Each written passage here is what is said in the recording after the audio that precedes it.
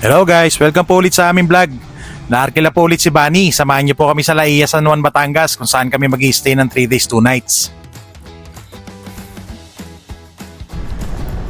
Sa mga nice mag-rent ng aming van, direct message lang po sa aming page. Magaganda yung mga beach resort sa Laia guys. Maraming beses na po tayo nakarating sa Laia. Yung client namin, taga Taytay Rizal, kaya inagaan natin ang alis. After ng 2 hours na biyahe, nakarating na ako sa Taytay Rizal. 9 AM ang call time namin, dumating ako ng 8 AM. After ng ilang minutong paghihintay, bumiyahe na kami. Ang mga dinaanan namin, C6, SLEX at Startol. Medyo lumakas yung ulan pagdating na Startol Way, kinabahan kami. Buti na lang pagdating namin ng Laia, napakaganda ng panahon.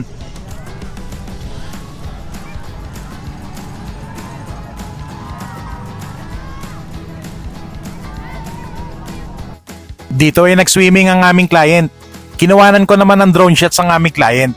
Ito po ay free kapag nag-book po kayo sa amin ng inyong mga outing at gala.